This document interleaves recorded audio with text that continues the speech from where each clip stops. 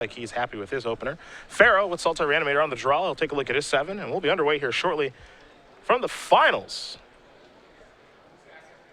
Here from Atlanta. Sandsep Citadel. Let's get it started.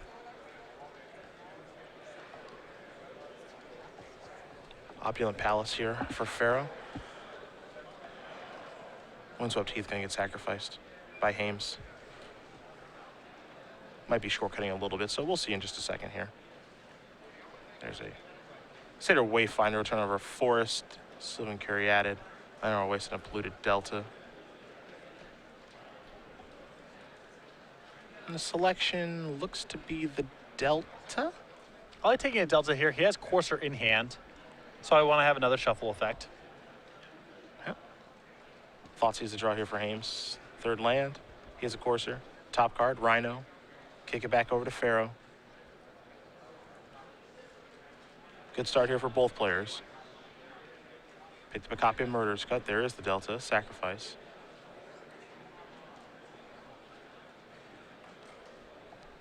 See what land he wants to search up here. A swamp or an island. Does have access to both in his deck. There is a swamp.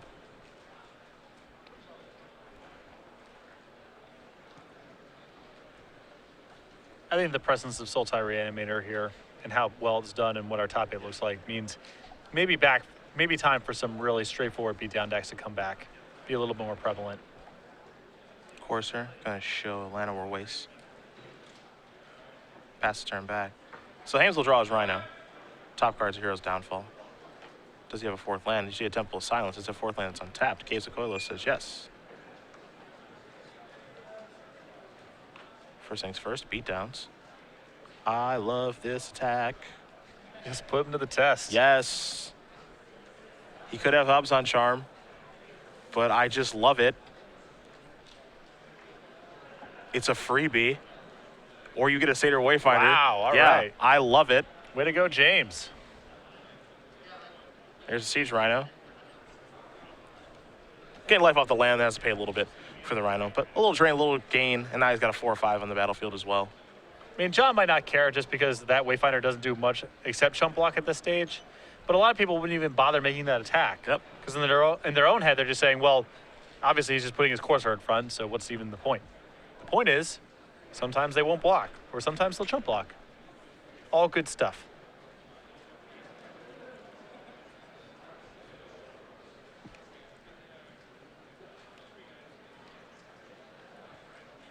That is Llanowar Waste. Hopefully he remembers to gain life off his Courser. And now there's a Sidisi. Couple of cards. Yep. I think he said I saw the top card. And he will just shuffle.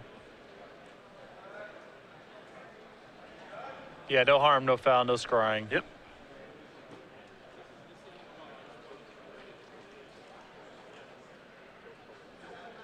And it looks like he may have forgotten to gain a life off his Courser there, as he still stays at 16. That Banishing Light's a great insurance policy here for James. This is one way to get Whip of Erebos off the table. John, without Whip and without anything to do with it, even if he had it, but you never know what shape the game's going to take. And it is confirmed he did miss his trigger off Courser to gain a life. We'll see if that 1 life does end up mattering, as here's a Courser trigger for Hames. And it looks like he is happy enough with what's on top of his deck. Doesn't even want to scry. I would not get rid of that Banishing Light here. And here's the attack again. Now, I think it's a lot more attractive for John to be blocking Courser in front of Courser this turn because he knows James just drew a Hero's Downfall. So if James has Abzan Charm, that's at least his whole turn. You get to attack him with Sidisi. Mm-hmm. There is the Downfall. And now here's the Thoughtseize. Murder's Cut, a Whip of Erebos, Commune with the Gods, along with an island, and a copy of Llanowar Waste.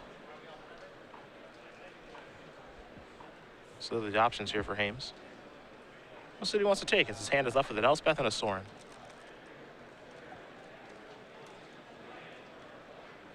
I think it's closer in that scenario to erring on the side of taking the Murderous Cut because James' clock is awfully slow if the Siege Rhino gets killed. But because there's a commune in John's hand, there's too big a risk of just commune flips over a Hornet Queen, whip gets back the Hornet Queen, and even if you immediately take care of the whip, too much damage has been done. Well, speak of Hornet Queen, there's 2 of them. He'll take one of them to the grip. Rest are going to go to the bin.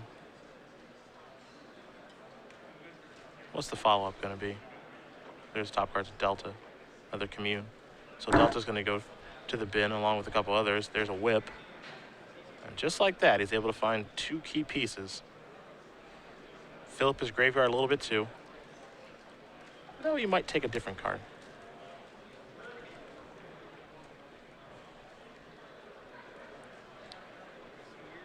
Pretty hard to say no to Whip of Erebos in this spot. I agree.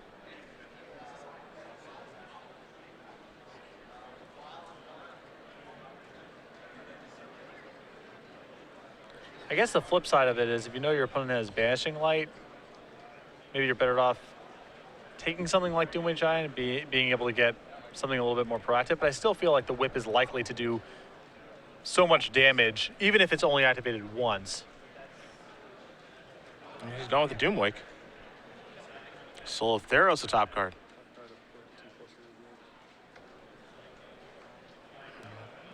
And Temple of Mystery's top card there for John.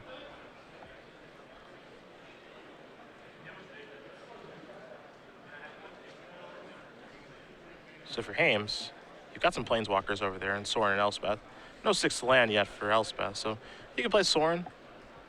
Banishing Light, of course, if you'd like, but you have to imagine there are better Banishing Light targets. So this is what I alluded to why I think it's close on the previous turn for James to take the Murderous Cut, because it doesn't take that much from the top of John's deck to get to this spot where you just don't have a lot of pressure. Yeah. But he's willing to just take the 4 points of damage, maybe saving Murderous Cut for the Soul of Theros.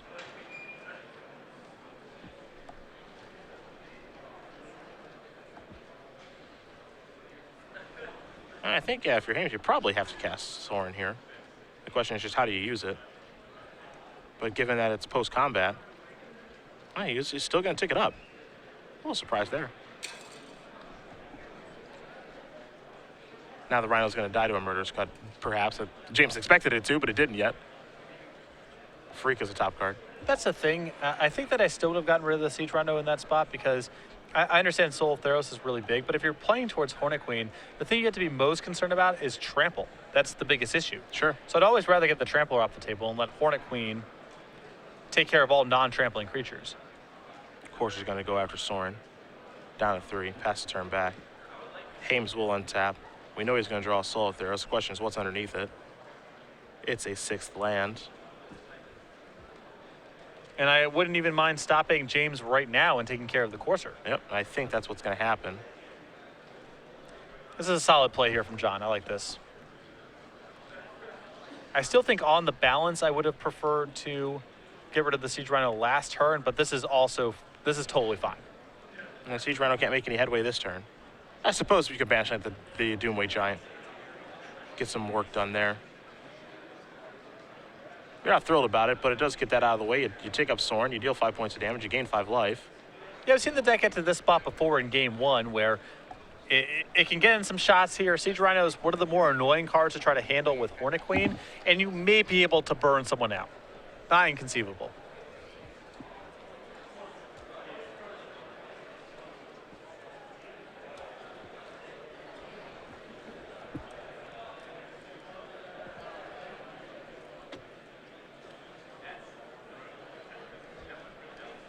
So by taking this line of play, John has kept Soul of Theros or Elspeth off the table for a turn, but the cost is a lot of damage. We'll see if it's worth it. 1 for 5.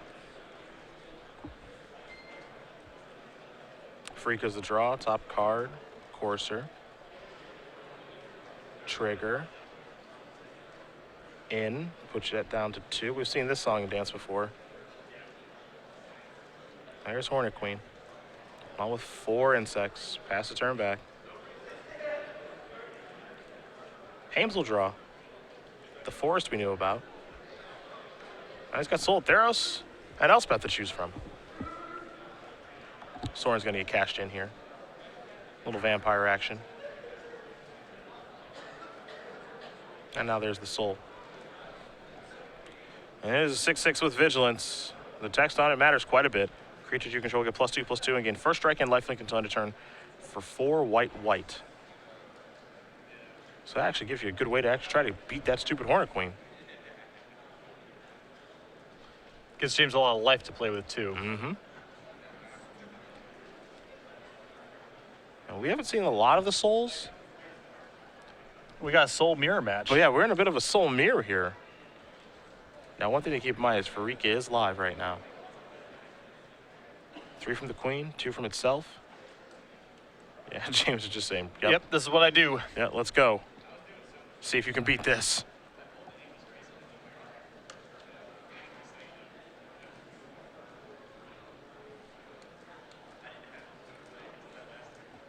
Doesn't seem easy. +2/+2. First strike Vigilance. As you mentioned, he's going to have a lot of life to play with, and blocking ain't great. Can't forget that Siege Rhino does trample, too.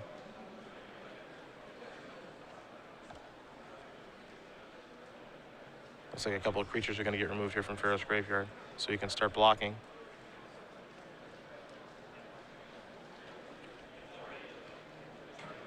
But these attacks are just super safe.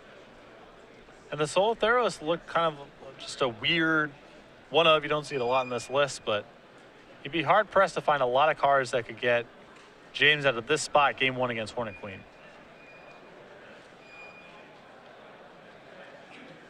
Looks like we got some blocks here. So the Rhino is going to be a 6-power creature, so he gets to trample over, it looks like, just for 1 point of damage on the Farika. Everything else is going to lose, but James is going to gain a boatload of life now. And that's the thing, as long as James is getting a bunch of life, he can rinse and repeat on this turn over and over again. Even if he's not making a lot of headway on the board, it's not like John can fire back for any appreciable amount of damage. Whip of Erebos the draw. Top card. Satyr Wayfinder.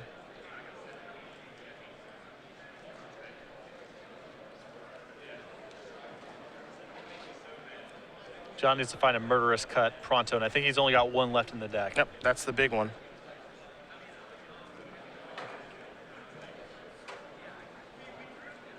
Courser. I think he meant to cast that, yeah, as he did tap 4 mana. So Whip's in play. I suppose this is also an answer, it's just gaining a whole lot of life on the way back. Yeah, we're in the life gain mirror.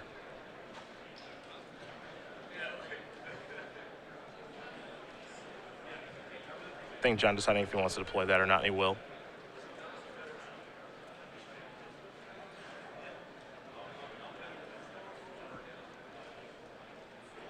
Hames will draw.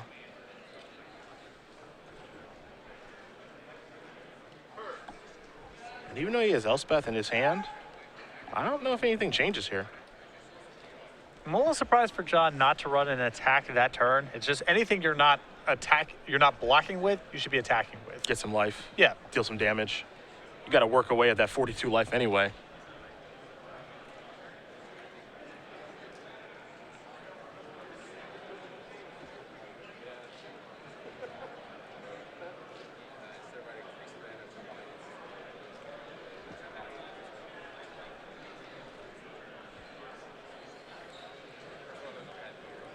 But I don't think James gets a lot by deploying an Elspeth. He can just, I guess James can just make an attack before doing anything with the soul. And John probably blocks like he can pump. And then you just have the option to do whatever you want to do. Oh, there's Elspeth. 3 soldier tokens. And, you know, perhaps the plan here is just to add to the board so that when you do activate Soul, there are more things to mess around with. This is the issue, though. I was about to mention exactly this scenario where your Elspeth may not be able to get through this turn. Sure. Because James does not have a lot to block with. He only has... I mean, he has very little block with to protect this Elspeth, so... Perhaps some beatdowns are in order.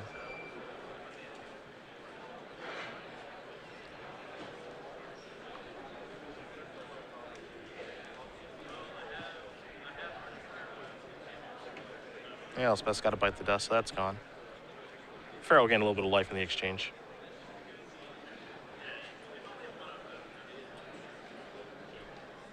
This is getting messy. Oh, we're going to be here for a while. We are going to be here. We're not for going a bit. anywhere anytime soon. We'll actually be joining the Legacy coverage in round 8. There's Liliana Vess. Tutored up. Matthew Toberstein. Now, James does have a Hornet Queen of his own. I do not know if that is the card he wants to tutor for right here. But it seems like the highest impact option he has. Queen on queen beats. We'll find out momentarily. Yeah. If you sign up for Commander Pod, It's a mystery on top. number 1, Aim says, Commander that's Pod my number turn. 1, What's your turn? is ready. A little freak action here. Make your way to Remove the carry added. And Death Touch Snake. Normally we see this combination with Eilana Blossoms or Doomwake Giant. Nope, just one in there. Yeah, just an honest approach. Value, as it were. Of course, there's the top card. The draw is Hornet Queen. And hey, this is where Farrow wants to be. He's got a whip in play. Courser generating advantage slowly but steadily. Hornet Queen making things difficult. Gonna go after Liliana, maybe. I would not let it stick around, so some number of these attacks have to go to get the Planeswalker off the table this turn. And this is one of those spots where, I understand it doesn't look like there's a lot of headway to be made by attacking James at all, and John may just default to sending enough attackers to get Liliana off the table. But if you're not going to be blocking, you might as well be attacking. Yep. I think he agrees. I like trying to find some way to push in some damage if you can. There goes Liliana.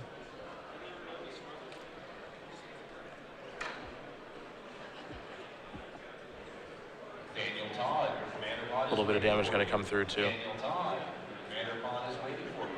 Please meet your judge by the side event board. See Farrow gain some life now as well since he has whip in play. It's up to 14. Another Hornet Queen. It'll be put to the test to see if we have enough tokens. Yeah, we ran out last time.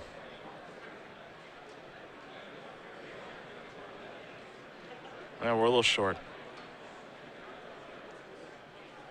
Yep, he searched for a Hornet Queen. Makes sense. Yeah. It's not the end of the world. Well, Hornet Queen alongside his Soul Theros is sort of a trump. I suppose, yeah. Yeah. It's all built around Soul of Theros.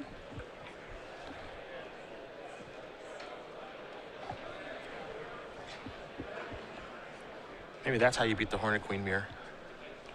It has looked pretty good against Hornet Queen thus far. I mean, You dial up the Soul. They can't block forever. I mean, it'll take you a long time to whittle things away, but maybe that's the big game plan here. Muck things up. And then get to work.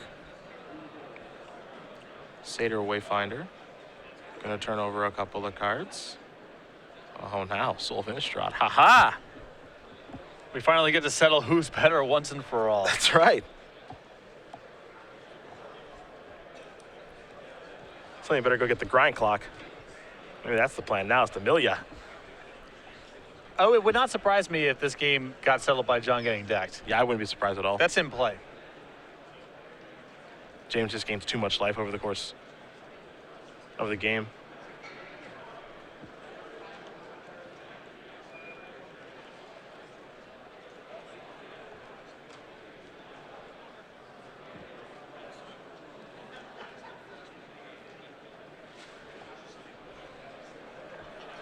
I think John may be in the same spot now where he can't necessarily block everything or even that much. So he'll throw out some attacks because there's not a ton else to be done.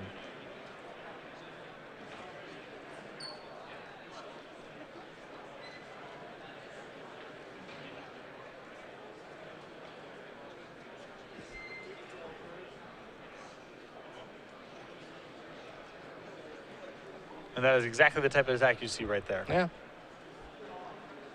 Draw a card. Yeah, and for John, it's a pretty straightforward turn. Send in the clowns. Yeah, everybody gets +2/+2 first strike and lifelink, and he just says, "Let's go." It's hard for this attack to be too bad. It really is. First strike provides major problems. And unless Farrow draws his murderous cut to get Soul of Theros off the table, we could just see this Exactly. for every turn of the game, because eventually he will whittle away all of John's forces because of first strike. And it'll be at too high of a life total to have a racing situation.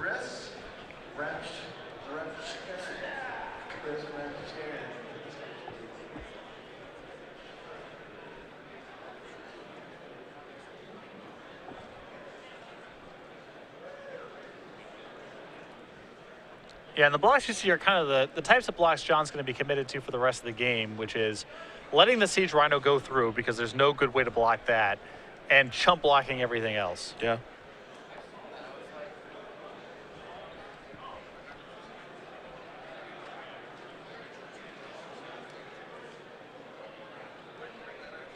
I think they're trying to cut up exactly how much life James gains right now, which is quite a lot. The answer you're looking for is a lot. Get the final count momentarily. Yeah. Probably going up into the 60s or 70s would be my guess. And not losing a lot either. Yeah, this is a situation where you just have to, if you're James, just whittle things away. I mean, Soul of Theros getting all these Hornet back is going to make this a long slog. Yeah, it's not gonna be a quick game. All right, 75. I was roughly correct. Yeah. And so Innistrad gonna activate. Queen, queen, and something else.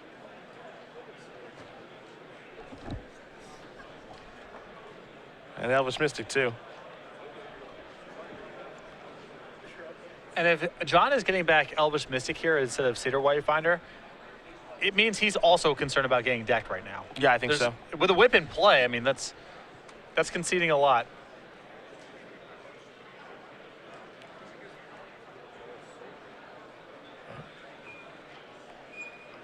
Draw a card. We'll have to see the top card of his deck here. There it is, Pluto Delta. Come on in, maybe. I think he needs to count how many lands he can search for with that card. He might be out. Yeah.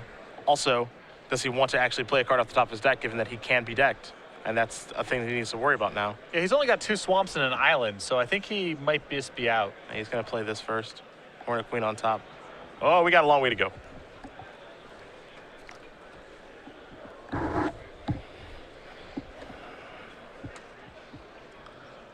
Our shot at getting breakfast, I think, is just dead. Yep. Wherever he goes, only serving lunch Come now. back. We're going to take a break, and you can join us for the semifinals of the Legacy Open. Though the Waffle House does serve breakfast all day long. And James's body language here, I like the arms crossed here because it's very much like, you do whatever you got to do. I know that I'm just going to be hitting the Soul of Theros button every turn of the game. James could just draw his card and leave his board like this, right? Exactly. He doesn't actually have to do anything. It's just 6 mana tapped. Everything's attacking.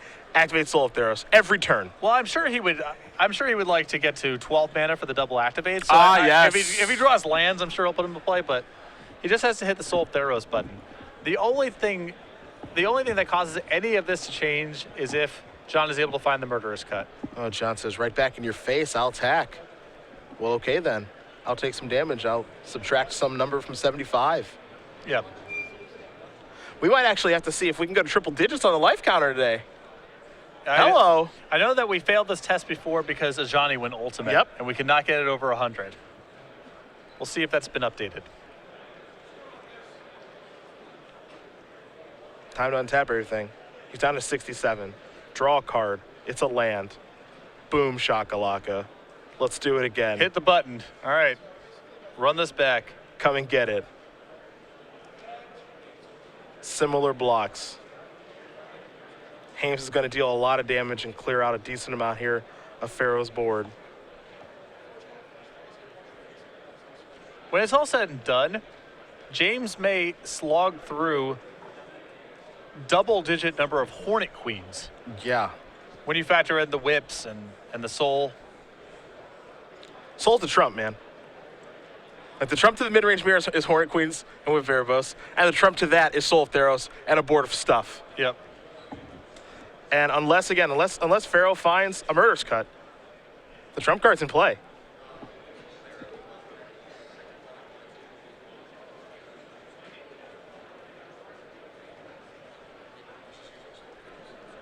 $99. We don't know if that's actual. Oh, it's Actual 99. We'll get to we'll go to the test next turn, That's right. I guess. No, somebody doesn't want to draw. Oh wow, his deck is very small. Yeah, his deck is really small. Yeah, he's got no lands to search for now. Yeah. I think somebody might be getting decked this game. I think that's a very real possibility. And you can see why now that he got the Elvish Mystic back last turn instead of the Sacred Wayfinder. Yeah. 16 cards left. Top card with Veribos. Don't need that one. That's the draw. Next one, Sidisi. No.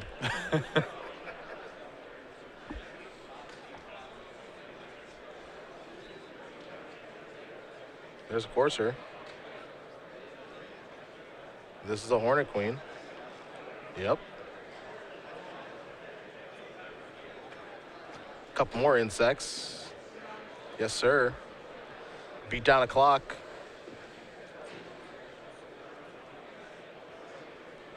And Farrow's just trying to keep his head above water because he's not gaining any life on defense. Yeah, they're all chump blocks because of first strike. So. That's the problem.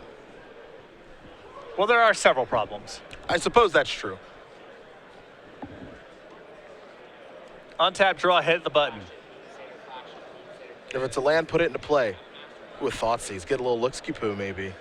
I guess he knows the card is a whip, yeah. Yeah, yep.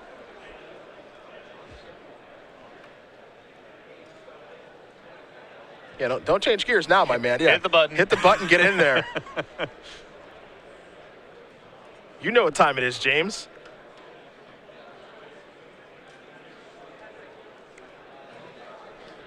So the Farika allows John to make the smallest of inroads on James's board. The smallest is correct. He gets to eat one thing. And that's only because there's not another land, because he could Abzan Charm that Yeah. and exile it, but he just needs another land to be able to do that. So it's making small inroads now. As it stands, John loses a lot of his board, and James gets to gain 37,000 life a turn. Or Correct. whatever, so he can afford to throw away one of the tokens, but... We're going to put our life tracker to the test. Don't disappoint me. Fingers crossed. Before we type in 100 something, the stream just breaks.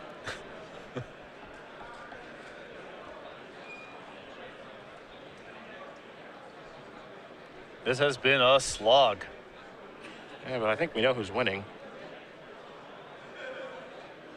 Bunch of life going to be gained on Hames' side. Time to untap and draw. Top card. Nope. Seder Wayfinder. Oh, no. All right, we did it. Look at that. 125. Hey you. We're in search of now a test of endurance. That's what we're looking for. Test of endurance.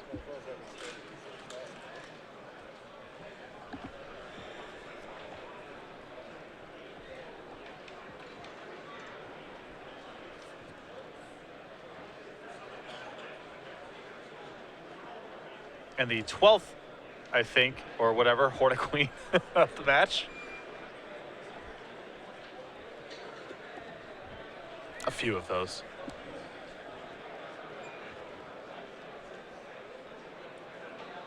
And some damage is going to come across here. That's really just an impressive display from both decks.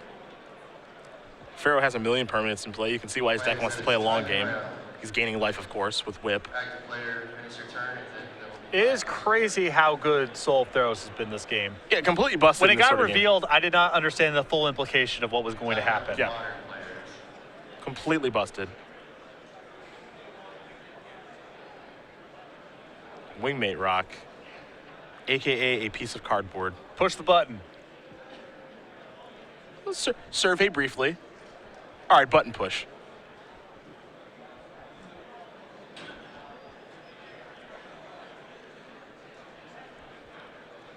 Looks like he's only going to do creatures in the air, too.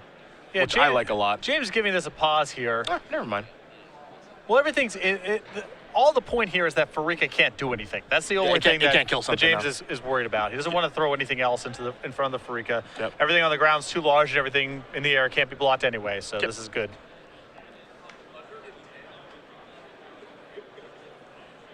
We'll see some blocks here.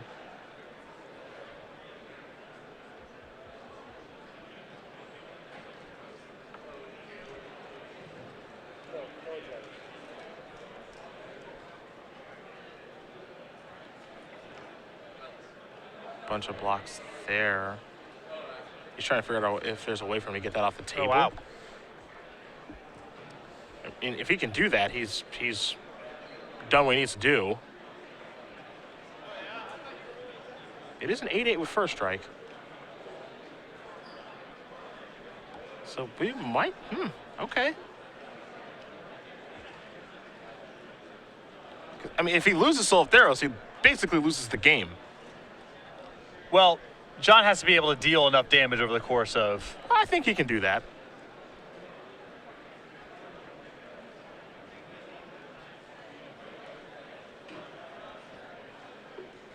Because for a minute there, I thought we were going to see an attack where he just attacks everything in the air. Right. And hung back on the ground creatures because of what could happen here.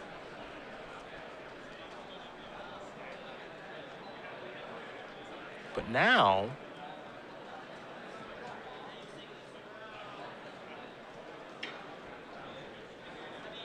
John Farrow. Yeah, he may have been able to navigate this, getting this soul off the table. In which case, an attack with the soul maybe have been better served when he could have waited for land number 9. For Abzan Charm. Got rid of the Farika, and then blocking's basically impossible. Yep.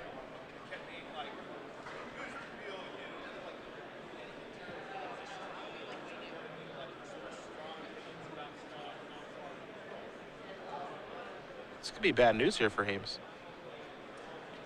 Keep in mind, the Farika also gives him John the option of exiling the soul. Also true. So if the soul leaves play, that's it. He doesn't even get one more activation for the rest of the game. Yeah, John gets to decide that. And now says, let me take a look at your exile and what you got down there.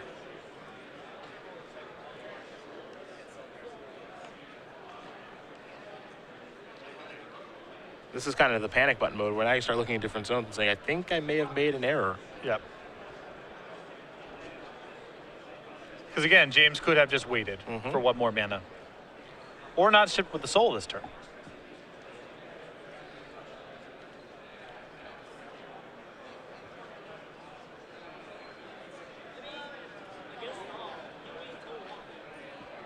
And I think now he's realizing, okay, now I need to order blockers and figure out what I'm going to kill with this 8 points of first strike damage. I think that's what's happening now. Because the other thing he can try to figure out is, okay, if I kill enough stuff, can I shut off the devotion for Farika so it leaves combat? Yeah, but I don't think he can do that. Yeah, if he gets the 2 coursers are the biggest source of devotion right here. Yep. So he could have put there are 3 coursers involved in that block. Those could have all been killed. We can kill 2 of them. Oh yeah, excuse me. You can kill 2 of them. But between Farika, that's 2. Whip is 4. Courser is 2 more. It should be enough, I believe. Unless something here happened that we may have missed to get that soul off of the table. We'll see. Yep, it's gone. Yep.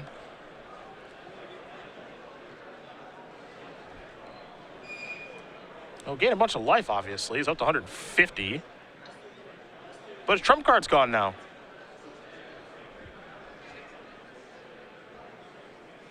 So, a misstep there from Hames. As Farrow will draw a Satyr Wayfinder that he almost certainly won't cast. He's going to put into play a land there. A little risky. Yeah, it seems like his turns are worth a lot more than the land in play. Yeah.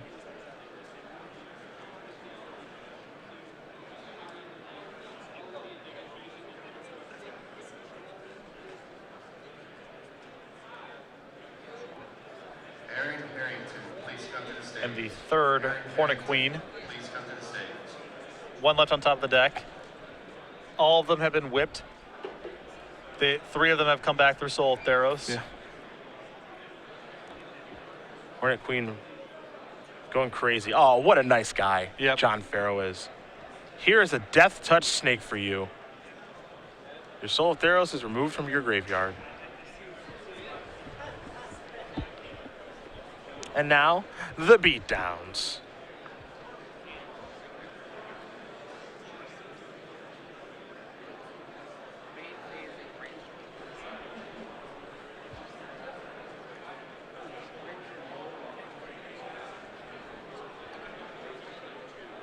And now things might be shifting back the other way, slowly but surely. Emphasis on, I guess, both. Yeah.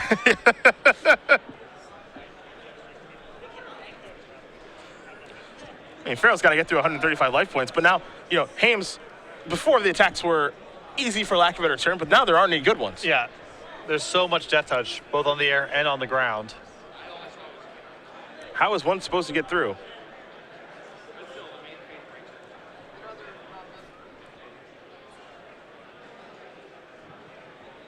And John feeling pretty comfortable.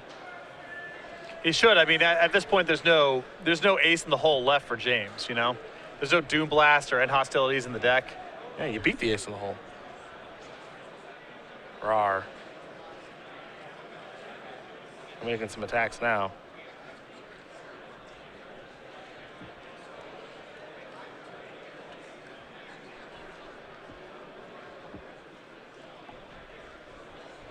Players in the modern IQ parents for round 2 are being posted. Please make way for I mean, James trying to figure out if there's any good attacks to be made here, but I would be very surprised. at this point, there's not even a lot to be gained by the Abzan Charm going on the Farika, because the rest of the ground is locked up. Mm-hmm. Without Soul of Theros, the rest of the ground is just locked up at this point. Yep.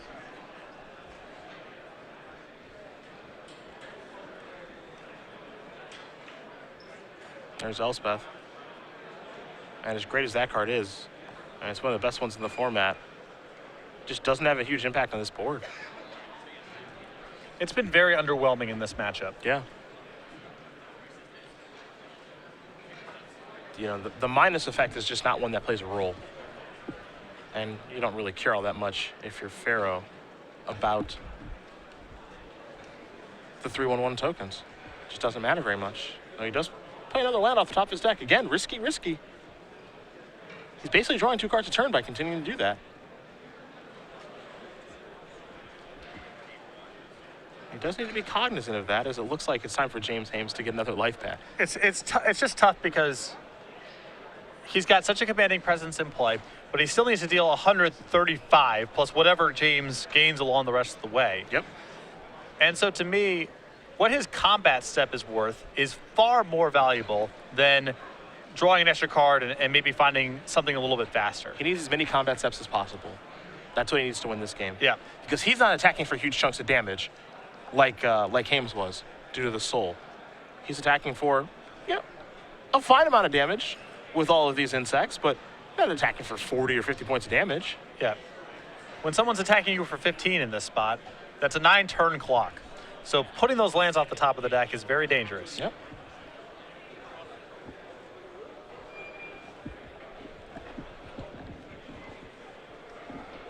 Take a look at the graveyard here. There's a little count for the library, perhaps.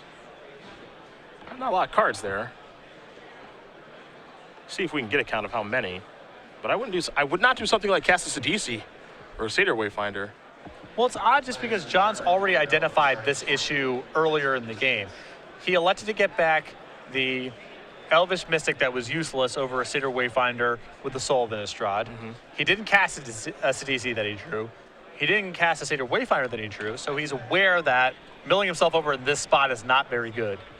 But playing lands off the top of the deck with Courser is very much the same thing. Yep.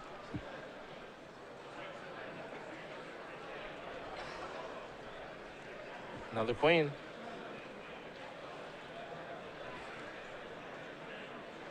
Four more insects.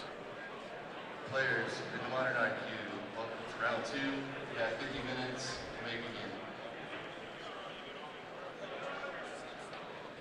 Just figuring out what land he wants to use to cast this. There we go. Pass turn back over to Hames.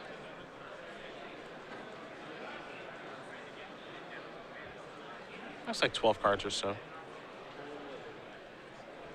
Looks like there's 10 left. Gonna be a challenge for James to hold off for 10 turns. I think so. I like it. 1. I like an attack there. Take that, jerk.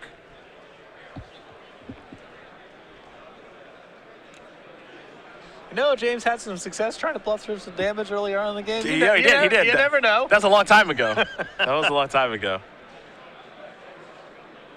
Wingmate Rock. Trigger the raid. A little outclassed right now. Just a touch. Looks like Farrow's preparing to make some more snake tokens.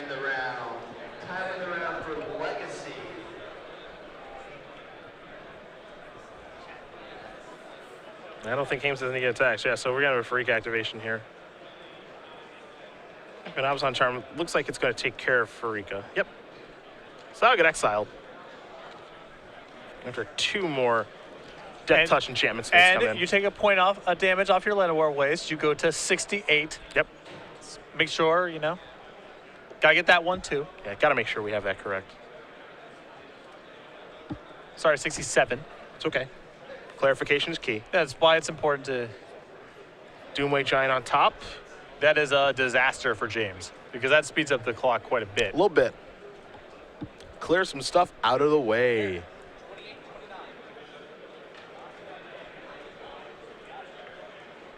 Now, on a board that is this cluttered, and it can be a little bit overwhelming, you just have to figure out what's important and how you can lose. At this point, if you're Farrow, I don't think there's a way you can lose. You can get decked. That's the one. That's you're not gonna lose on the board. You're gonna get decked if you lose. You know, what your opponent's doing, for the most part, doesn't really matter. You've got a high life total. They can't really stop what you're doing. You have to make sure you don't get decked. So now you just have to start checking off things that actually matter and don't matter so that you don't overwhelm yourself with all these decisions. Because truthfully, even though there's a lot of stuff out here, not a lot of stuff actually matters. You can do a lot of shortcuts here. It's not significant to evaluate every single permanent play, and it's impossible to do so because the board's too complicated. So you need to break it down into the core components, what's going on in the game. I can safely attack in the air. Maybe I can attack on the ground, maybe not. But it may not be worth sitting there for an hour trying to figure out if I can. Yeah. Is your, mental energy better put somewhere else? Which is just, I can simply attack in the air. I've got a Doomway Giant, which means I can clear some stuff off the ground, and then maybe I can attack on the ground the next turn. Exactly. Arguably, maybe John could have attacked on the ground this turn, but it's not even worth trying to figure that out. Yeah. The air safe, just do that. Simplify it and don't overwhelm yourself. Hames down to 112. There's a cumulative mental fatigue issue. This is game 1. John and James both have to go back to the well and play a second and possibly a third game. Yeah. So the worst thing that you can do is just drain yourself too much trying to figure out things that don't really matter that much.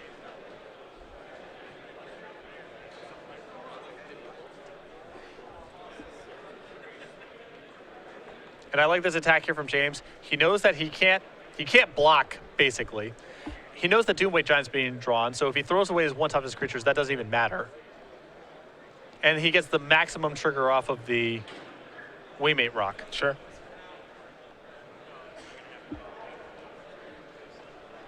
Bunch of life, all that jazz. How much damage is going to be dealt? Life totals will change. We'll have them updated for you in a moment.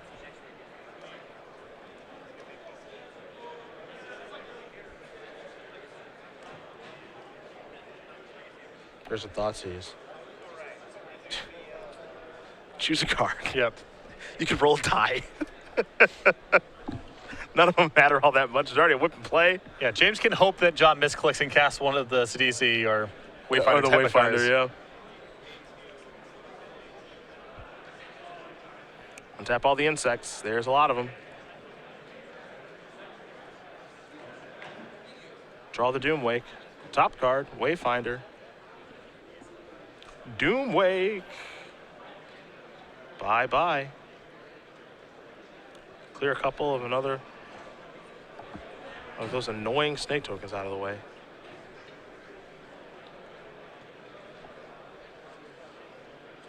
Whip back Courser. This gets another trigger, allows him to take care of the Hornet Queen. There that goes. Temple's going to put the top card to the bottom. Take a look at this card, Yavimaya Coast.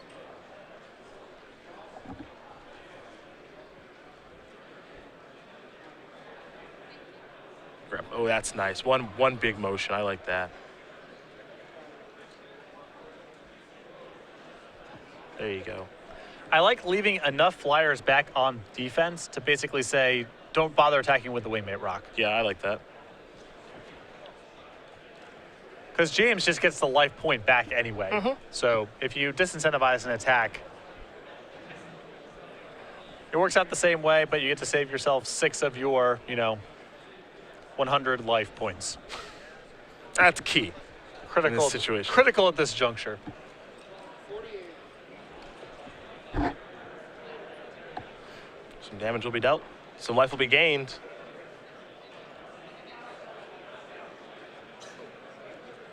Now it'll be time to move on to the next turn just a bit. Don't forget, after this game number 1, we'll be coming back to the booth for trivia. Oh, we got trivia. We got to talk about sideboarding. Yeah. Got a long way to go.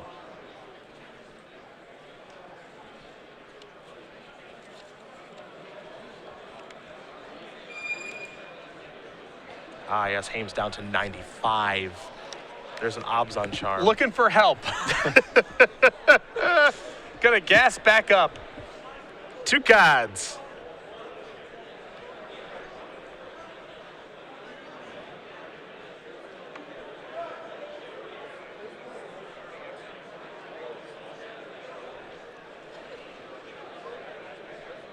There's a windswept teeth. Oof. 92. Yep. The race has shifted into John's favor. It has. It's only a 10-point lead, however. Anything could happen. But you can see why it is dangerous for John to be playing the lands off the top of his deck with Courser over the last couple turns. Of course, you got no cards left. James is still at 92. Yeah. I don't 8 think left in deck. I don't think. The flip side is I don't think James rather is really drawing to anything of significance. Sorin is a big chunk of life. That might basically represent a draw step out of John's side. I think James would pay like $1,000 for a Tome Scour right now. Just knock off 4 or 5 cards of your library. Yep.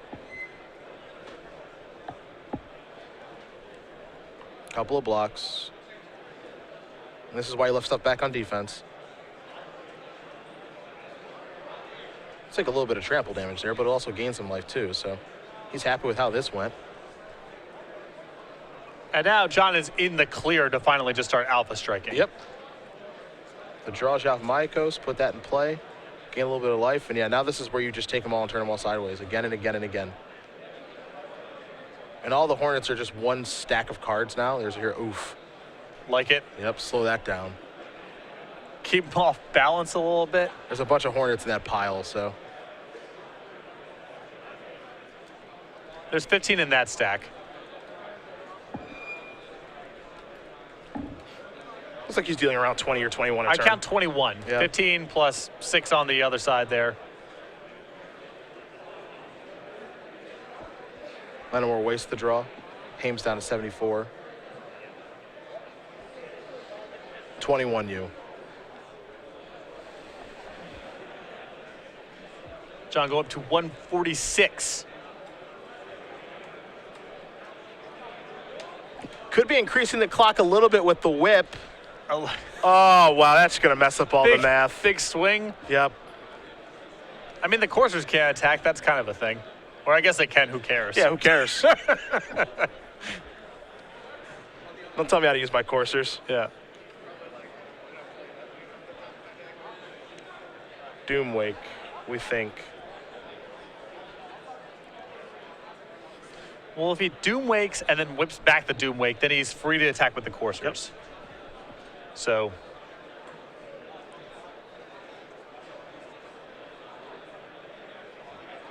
Whatever you can do to get this Siege Rhino off the table, I think is important. Courser. beatdowns.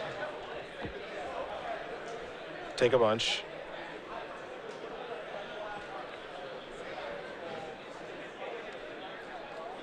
$164 for John.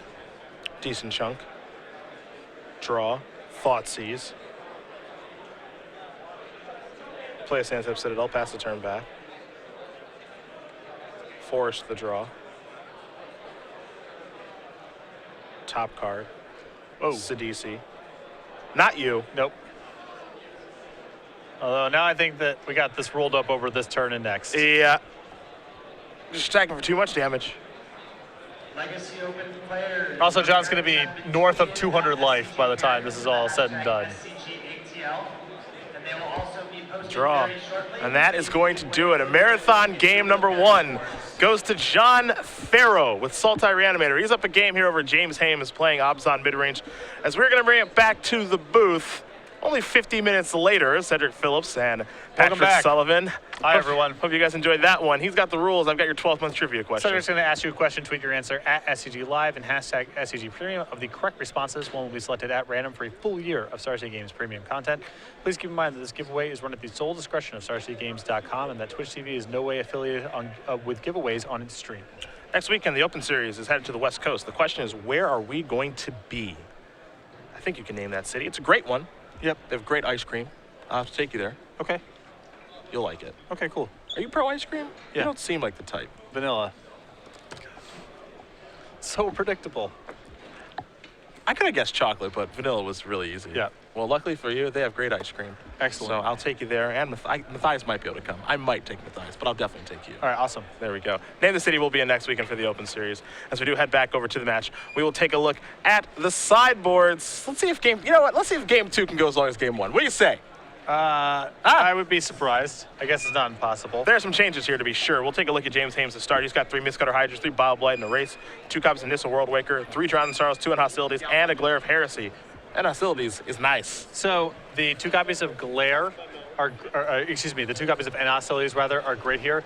The Erase, I like the 3 copies of Bile Blight as well. Good answer to DC and Hornets. Other side of things, 3 Reclamation Sages, 2 Negates, an Ashiok. Actually, 4 of them. A Liliana Vest, 2 Drowned Sorrows, and 3 copies of Thoughtseize. Much of the same that we saw before. I like the Ashioks. The 3 copies of Thoughtseize I think are fine. I like Negate. I'm not sure if John's going to bring in. I think Negate's fine in this matchup because I think that John is primarily concerned with spells, not really the creatures. And the Liliana Vest is good as well. Some pretty good options. Yeah, the good upgrades for John's side of the table here. This was a long game 1. It was, and if James never committed that Soul of Theros to combat the turn that it got killed, and instead waited for the Obzon Charm to be able to take care of the Farika, that could have gone on even longer. And the result may have been different. Yes. So there you go. Well, we'll see what happens here in game number 2. James Hames will be on the play. Welcome to round number 3. You have 50 minutes. You may begin. It's interesting. I don't know really. I feel like the matchup does favor Farrow, just given the composition of the decks and what's happening now. Things definitely changed after sideboard, but I think that the fact that Hames does have Soul and that's like the ultimate trump in the matchup. I think maybe he should have won game 1 if he uses the Soul a little bit better and doesn't just go into attack and activate mode for that one particular turn. I think it's possible. I still believe that this matchup is going to be challenging for James, and the fact that he doesn't have Doom Blast in the sideboard and instead has Hostilities is not helpful either. Sure. As we saw in the semifinals there, that Matt was able to engineer some situations where you get Siege Rhino into play, you're hitting, you set up a Doom Blast, and you can finish someone off, even after John's kind of got his shop set up. James does not have that option. He can only end Hostilities, which only resets the board. He can't leverage his early game advantage and use Doom Blast to get in the last couple of points of damage. So I think that's a big cost for him in the matchup. He doesn't have a sweet setup with a card like Mass Calcify either. Right. So those Wrath effects, though they feel as though they do the same thing, the text on those does matter. They are a little bit different. So we will see what does occur here in game number 2. See Farrow taking a look at Hames' sideboard. Don't forget, we're actually in round 3 of our Legacy Open now. Normally, We're wrapping up shop, doing a winner's interview right now, but game 1 took a little while, and these mid-range mirrors oftentimes do that. A little while. I'm being modest this morning. Took a little longer than a little while. So we'll see when we get the opportunity to join into our legacy coverage. Hopefully round 5, maybe round 6 now. And we do have some great players out there doing battle. Kent Ketter, Chris Anderson came on down from Indy. Yeah, I was confused. I thought maybe he moved down here because why else would he be here? Yeah, and not playing elves too, playing lands. Just out of retirement. I gave him a shrug of the shoulders, you know, like, what are you doing here? And he shook his head, like, he didn't really know, but just loves playing Legacy. Yeah. Wants to mix it up. He likes playing lands a lot too. Those are his 2 favorite legacy decks, elves and lands. And decided he wanted to sleeve up the old explorations this weekend, give it a go. Stephen Mann, he's also doing battle here, looking for some open series points. So got some big names doing battle. I like the Legacy decks that celebrate the format, that are decks that are a consequence of a large card pool. And lands is near the top of the list. Yeah. These kind of decks don't exist until you make 15,000 cards. I suppose that's true. And whoever the genius was that decided, I want to know if the person was like, you know what I want to do? Lands. This is a deck. Probably someone who got sick of getting all their spells countered. Perhaps. What if I could build a deck of all lands? Then I wouldn't even have to worry about it. You can't count on life alone forever. So take that. Looks like James is going to take a mulligan here. Not happy with what he's found. Land seems a little trouble to me with the incline of Rest in Peace. Yeah, it wasn't very popular last weekend. So, lands was pretty well positioned at the early stages of the tournament. Then it started running into Miracles, which is a difficult matchup. So we had a lot more lands last weekend than we expected, and it started off very well. It kind of puttered out, only 1 making the top 8. And that's a quick mulligan of 5. So maybe game number 2 is going to be real short. Well, even on 5v7, Could be shorter than expected. We'll see. could still be quite a while. Those were 2 very fast mulligans, though. Did It's not like what he saw. It's not like John's deck is setting any 40-yard dash records, Oh, you know? they're not wrong about that. Yeah, even against the opponent is not doing very much.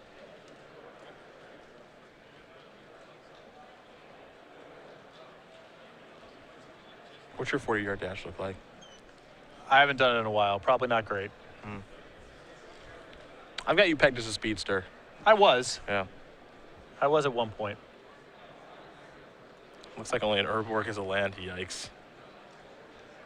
I know you've got those gifted hands that you always talk about. Right. I but- was quite the wide receiver prospect at one point. Wow. Rutgers didn't pick you up? but no, they did not. They missed out, clearly. Not feeling Palace to start things off. Hames with the second land. It's a plains off the top. Farrow with Thoughtseize. This will blow things up a little bit. Banishing Light, Courser, Obzon Charm, and a Hero's Downfall. I would probably take Obzon Charm Me and you both. because it's sort of castable and James's hand needs help. We're a little ways away from Courser. Downfall just is what it is. It's just kind of there. Banishing Light is kind of the same way. And it looks like he will go with the Charm. Second Palace, pass the turn back. Hames will draw. Well, replacement Ozone Charm, of course. Kind of sweet. Satyr Wayfinder, couple of cards. Farika, Yavimai Coast, make it 2 coasts, and a Sylvan Caryatid. Coast will go to the grip. That'll be the land for the turn. We'll pass it back over to Hames, who has a Thoughtseize now. Cast it off of Plains thanks to Urborg. See Murderous Cut, Thoughtseize, along with 2 Deltas and 2 Swamps. Those Deltas are a little awkward. Again, not setting any 40-yard dash records. In for 1. But we're going to speed it up. We have doubled the clock. Take a look at a couple cards here. Ashiok, a Whip, a Courser, and a Sylvan Caryatid, all going to go to the bin. There's a Swamp. Pass it. Hames, Sansep Citadel. There's green mana. In for 2, puts you to 15. Temple, top card. Let's make that the bottom card. Pass the turn back. Hames, Forest, perhaps Courser. I would probably Charm this turn and then Courser next turn. Okay. Beatdowns, 13. Swamp pass, nothing doing. There's the charm, down to 11. Especially against an opponent with Murderous Cut in hand. You're down the Courser activation if you just cast it, so. He's getting going here. He's moving a little faster now, sitting up in his chair. There's Courser. Top card, Temple, Ding, Trigger, Heath. Nope, don't need lands anymore. Downfall, meh. I mean, James is playing. He's definitely playing. There's a cut. Now, Farrow finds something to do, like a Hornet Queen. Got a different game here, but as it stands, in for 2 more. Just reactive, another Murderous Cut he's drawn. I mean, it's a spell, but it's, not really accelerating the clock here. Hero's Downfall was the draw. Temple, Trigger. Top card's going to become the bottom. This is a game where if James finds Elspeth, I mean, he could easily steal this. Absolutely. Looks like Whip may have been the draw. Delta, Whip. And we're going to whip something back. It'll be a Courser. Bang. Temple. That's the least exciting turn I've ever seen. Get you for 4, put you to 6. Gain a little life as well. This is much different than the last game we saw.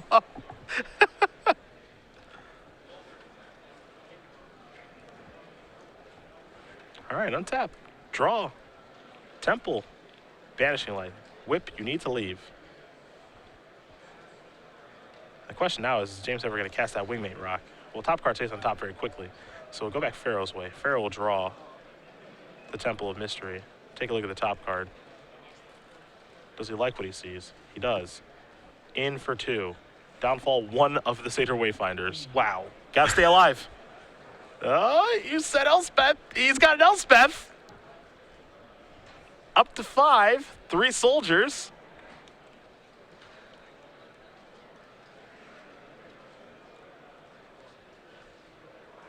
Well, somebody needs a Hornet Queen now.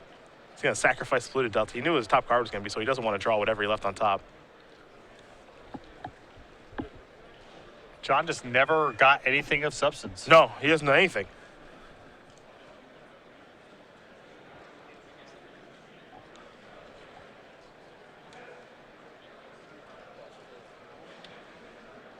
Forest. Pass. Hames will draw. In. This is a game where he kept a 1-land hand with an Urborg. That's it. Wingmate Rock. Trigger the raid. Elspeth's going to tick up 3 soldier tokens. Now here's the Sidisi. May I? You may. Turn over a couple of cards.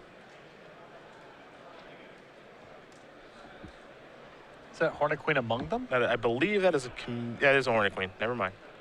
Thought it was a commune for a moment, but it is a Hornet Queen, so 2/2 zombies in play. Land comes in very quickly.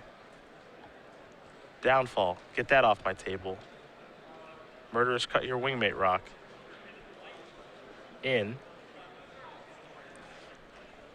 And now even Hornet Queen may not be enough. No, I don't think it's going to be enough. James is threading an emblem next turn. Somebody needs to drown in sorrow. Draw a card. Bioblade, perhaps. I mean, that's not. Wow. Well, that was a game of Magic. I don't even know what to say. Is the weakness of the Sultai Reanimator deck. There's a lot of setup for not that many payoff cards. Yeah. John didn't do anything. And in fact, John did find one of his payoff cards, which is Whip of Erebos, but the way the milling broke for him, there was nothing to get back. He got back a Courser, hit for 2. Well, James, on your mulligan of 5 with your 1 Orborg keep, you got there. Well, also part of that is a consequence of John's deck not putting any pressure on. It took James a very long time to draw out of that. Yeah. And the Wayfinders were able to get him down to 5, I think, by the time it was all said and done, but 5 ain't 0. Still to this day, 5's not 0. correct. I don't know if that'll ever change, but not today. Well, 1 more to go for these guys. It's only fitting that we'll play a 3rd game. I don't even know what this one's going to look like, but should be fun. Doesn't look like either player's changing too much. Maybe just taking a look at the deck list. See what they see. But that game was clearly much quicker than the first one, and we'll see which one of these 2 players will be our standard open champion here. Already drawing up their opening hands. See if they like what they see.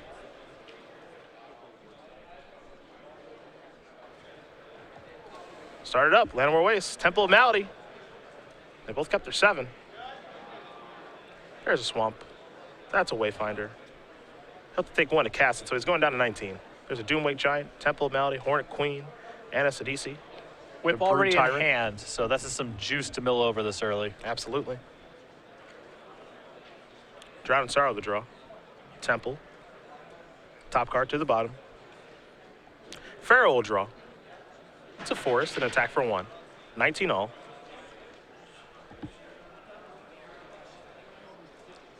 Drown Sorrow is an interesting card to bring in. I think part of it is just post-board he has more answers to Whip, and once he can answer Whip, then Drown Sorrow becomes much better. A Thoughtseize is going to target Hames. Hornet Queen, Elspeth, Wingmate Rock, Courser, Drown and Sorrow, a couple of lands there in Plains and Llanowar Waste. So Farrow will record this information and then select a card, going down to 17 in the process.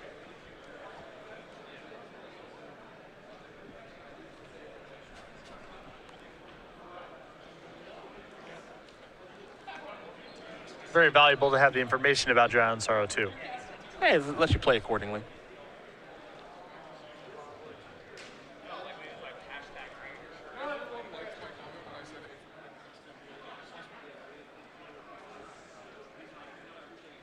Tough decision here with the Thoughtseize, though. A lot of good cards over there. Just gonna go with the Courser. Yeah, a lot of good cards and no standout. Sure. But Courser, you know, James's hand is so slow without it. I think that's a fine card to take. Temple. Top to the bottom. Kick it. Temple Silence is the play. Top card, bottom shelf. Pass the turn back over to Farrow. Off Mycos to draw. In for 1. Hames will go down to 18. This is a Coast. I think we have a Sidisi on the way. Yeah, there's a Brood Tyrant. Zombie along with it. Ding, ding, ding. And a soul in the graveyard. Exactly where back. you want it. Yeah. Thoughtseize the draw, not a great one. Sidisi might be able to run away with this one. Well, Sidisi is so good against Drown and Sorrow because it kind of forces you to Drown and Sorrow at some point and still leaves the Sidisi. A Whip, a Courser, a couple of lands. Sidisi's the big problem here. Although, that's a pretty soft hand there for John, and if James can find an answer to Sidisi, he's got very little going on now. And I like the use of Drown and Sorrow there. You just want to stay alive. Yeah. Don't take too much damage. Courser. Have to take 1 to cast it. Top card. Sidisi. Don't mind turning that one over. That guarantees a zombie. Oof, 2 whips though. Means only 1 whip left. Zombie will come into play. Island will come into play from Courser. Top card's Ashiok. So Farrow's doing some pretty nice work here. Though, basically losing all of his whips now means he's got to try to win this game straight up. That's not easy to do. Wingmate Rock comes into play. See the top card here for Farrow is a Murderous Cut. His draw for the turn was that Ashiok. For as much power as John has generated, how much fancy stuff he's doing, just James's curve of 3/4 flyer into Elspeth into Hornet Queen may be too much to overcome.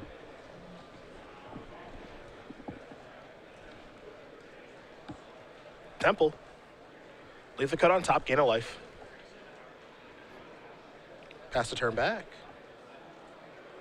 Draw. A little surprised, no interest in casting Ashiok that turn. Same, because it's not like James is in a position to just kill it. Yeah. If he's attacking, you're probably pretty happy. That opens up the ability for your Sidisi to attack potentially. So a touch surprising.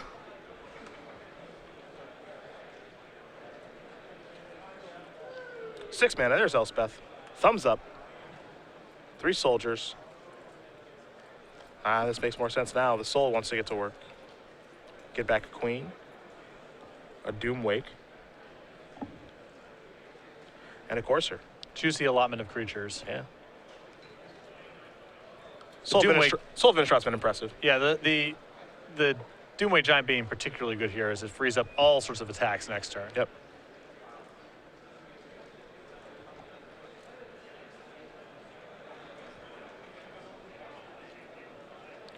cut the draw. There's Doomway. And this actually gives him the ability, without many card turns graveyard, to cut the Wingmate Rock, Doomwake away the tokens, kill the Elspeth, and get to work with Sidiousy. It's a beautiful turn here for Farrow. Yeah.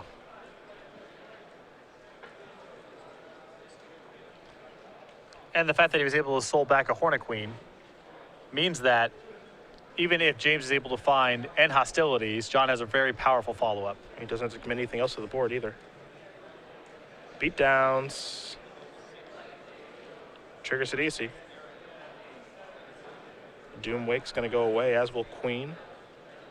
And another copy of Sidiousy. Of course, it's the top card of the deck. The zombie token will come into play. Mr. Hames. It's a Thoughtseize. See Ashiok. Courser. Queen. Queen's going to bite the dust. Is there an end hostilities is the question. Well, it doesn't look like there is. And this is a lethal attack coming across. Untap. Draw the Courser. Show you that Hornet Queen that he knows about. Temple's going to come in. Trigger. Gain a life. Top card to the bottom. Satyr Wayfinder, attack with everybody, and that is going to do it. John Farrow with Sultai Reanimator is your Star City Games Standard Open champion here from Atlanta.